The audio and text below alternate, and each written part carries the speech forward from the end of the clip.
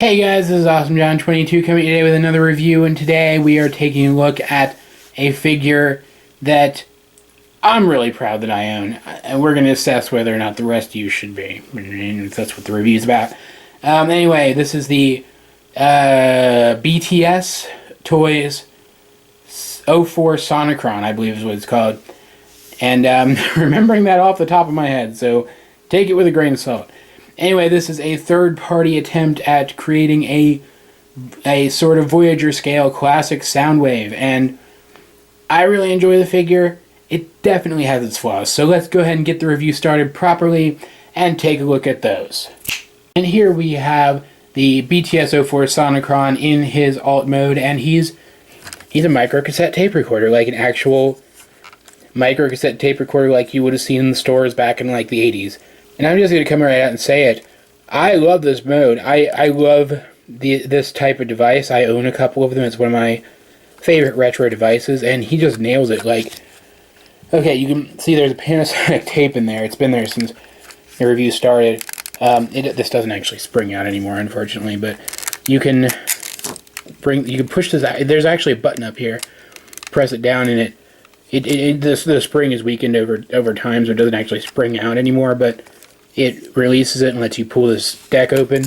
And this is an actual Panasonic mini cassette, which is the exact same size and shape as one of the old Decepticon mini cassettes in their cassette mode, so they do fit as well.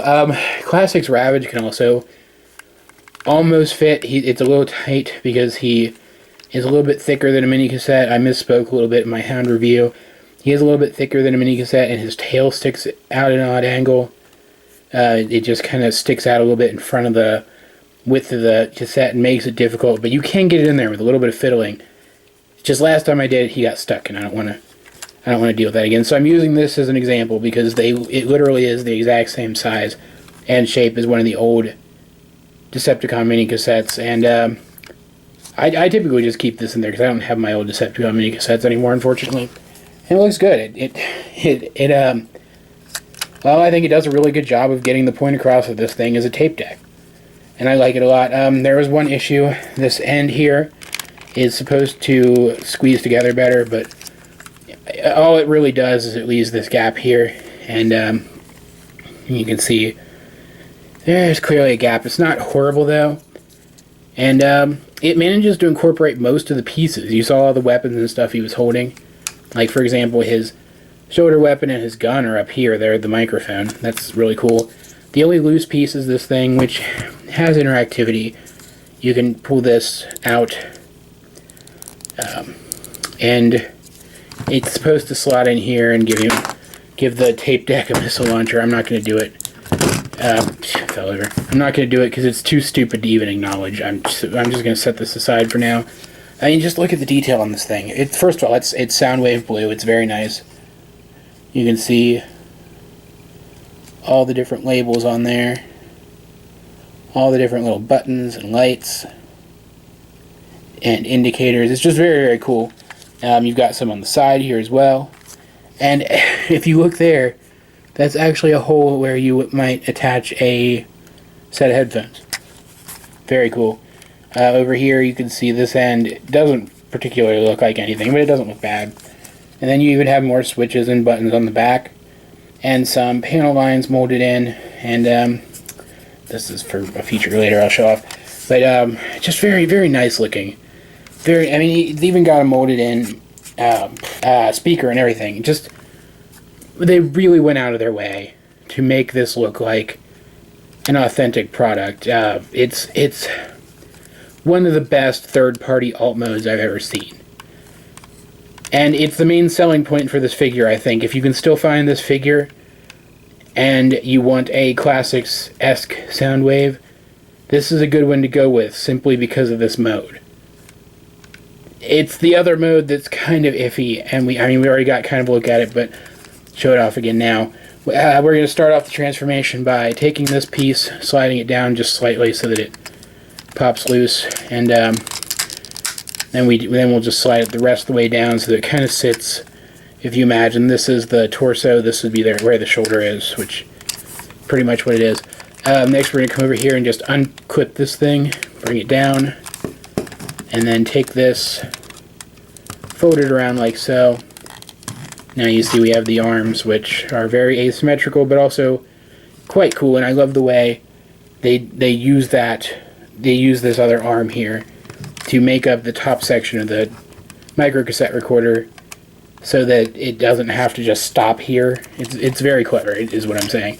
Next we're going to take this, and this is the only thing I really don't like about the figure. We're just going to kind of, it's tricky too, because it basically the entire pelvic section is slid up into the body, and it's very difficult to get back out.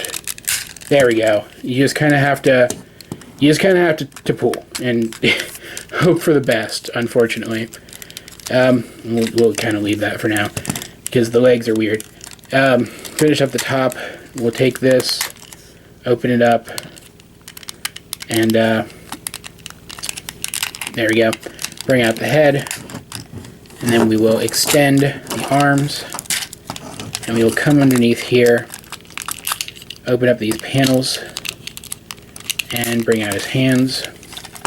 That will of course happen on both sides. There we go. The panels on him are a little thin, so transforming him you have to be careful.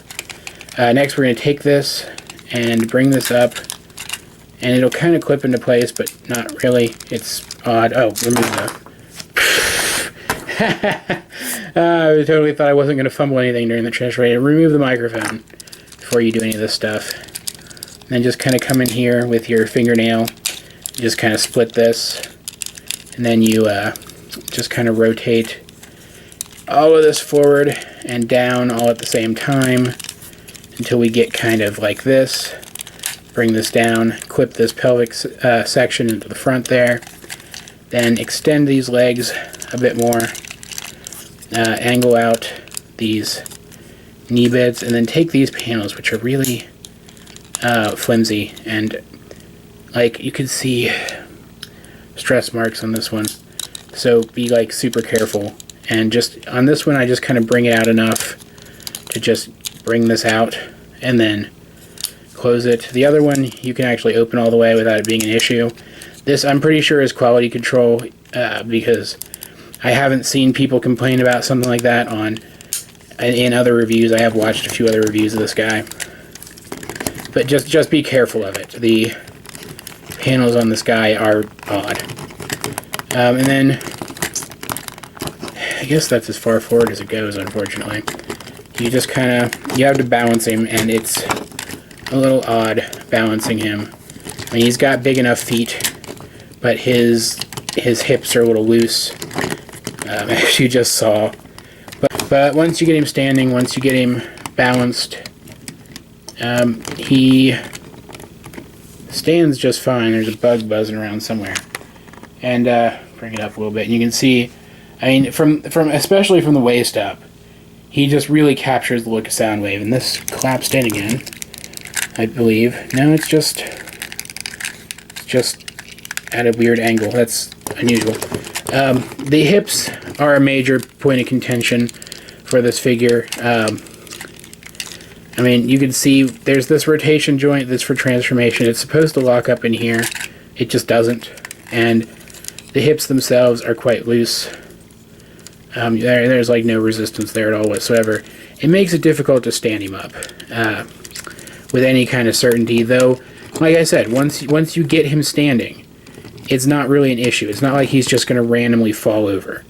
It's just, I don't know, between the weird design on the legs and the weak hips, it makes him seem flimsier than he actually is, I guess is the way of putting it. Overall, though, not bad. Next, what you can do, you don't really have to if you don't want to, I guess. Remove this panel here and open it up. This is where you store the end of his gun. It folds up, and where it's supposed to go, and I kind of like this actually, is you take it and there's this little clip here. You can see. You can use that, and it clips to his back like so. And this gives me the perfect opportunity to talk about The other point of contention with this figure is this big giant hinge that sticks out from his back, but to be perfectly honest, it doesn't really bother me that much because it doesn't really take up that much extra room on the shelf. Enough extra room on the shelf for it to be an issue. But it is just one more of the reasons why people don't really like this figure as much as some of the other third-party classics-esque Soundwaves that are out there. And I could certainly agree with that. But anyway, now that that panel is removed onto his back, we can take this here and plug it together like so. Then fold out this post and fold it back in because it's kind of loose. Give him his Soundwave gun, and I mean, he looks pretty good with it. It's kind of small, but I mean, it certainly looks good. There, yeah, that's not bad.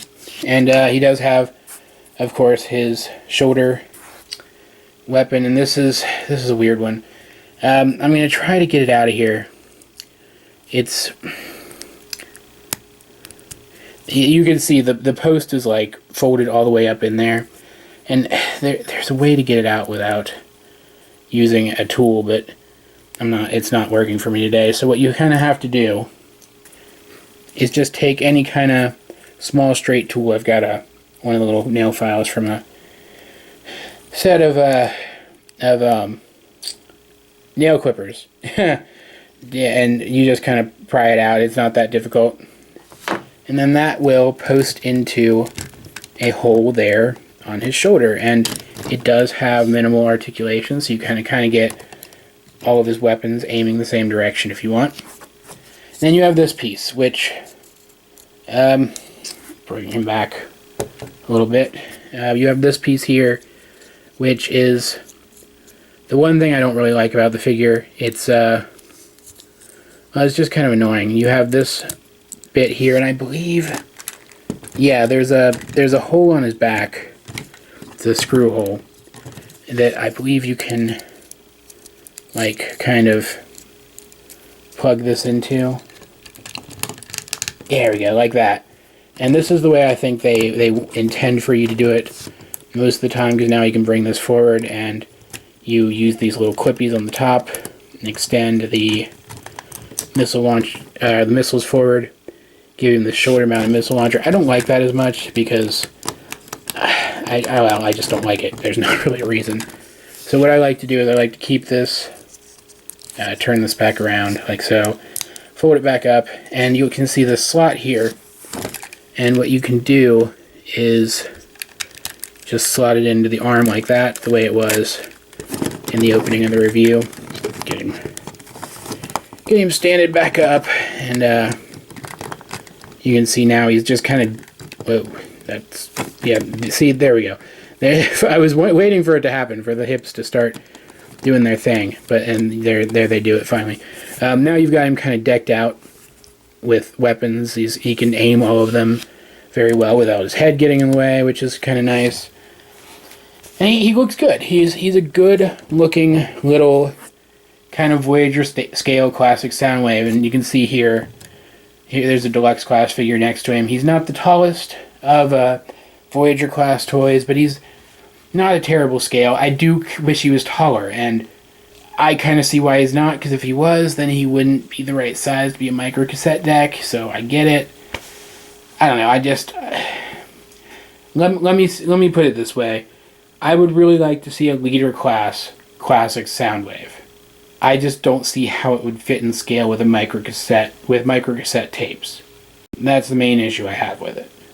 So you kind of have to settle for a Soundwave at this size scale. So they gave us a Soundwave at this size scale, and I think he looks really good in this mode.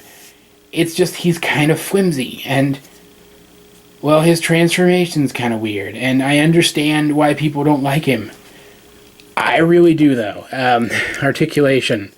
He has technically a full range of articulation in his legs, but, I mean, you're not going to be posing his legs much because of how weak his hips are. His arms do have full range of motion. It's show that off. Even like soft ratchets there in his arm, in his elbow. I don't know if you can hear that. But yeah. The head is on a rotation joint, and the wrists are on rotation joints as well. And let's actually bring it in close and look at this head real quick before I forget. It does have light piping. You can see very nice light piping, in fact, and very, very nice kind of stylized homage to Soundwave. It's not quite, get that better pose, it's not quite a Soundwave head, but it's not a Soundwave head either. And I really like it. I think it's really good. It's a little smallish, but overall it's not bad. And let's kind of get this guy in a basic stance for the closing of the review. Same details in this mode as we saw in the micro cassette mode, just in different places. And we do end up with these kind of fake play and fast forward and stop buttons down here where they would have been on the G1 figure, which is a nice little homage. And that's what this guy ends up being. He ends up being a nice little homage to the original Soundwave while still managing to be a little more modern looking than the original Soundwave as I fiddle with him. It's just, he's not as well put together as he could be, and it bums me out, because the more I think about it, the more I have to say that even if this figure were still like widely available, I wouldn't recommend it for the issues that it has. I like it. It does its job and works for me as my classic Soundwave, but I don't recommend that you guys get it, unfortunately. Now, and in case you're curious, this little red button up here is what opens this in this mode, and because it doesn't have that extra plastic there getting in the way, the spring does actually still work, which is kind of nice. So there's that. And that's about it for this review. I hope you enjoyed it, because I certainly enjoyed making it. It's actually been a long time coming. I planned on doing this review forever ago and just never got around to it. But yeah, anyway, help me out. Like and subscribe and leave a comment down below if you feel so inclined. In the description down below, you'll find links to all of the other things I'm working on. Check those out, including the blog post with my entire collection listed in it. Check that out, and if you see anything in it you'd like me to review, let me know and I will see what I can do. This has been Awesome John 22, and I will talk to you guys later.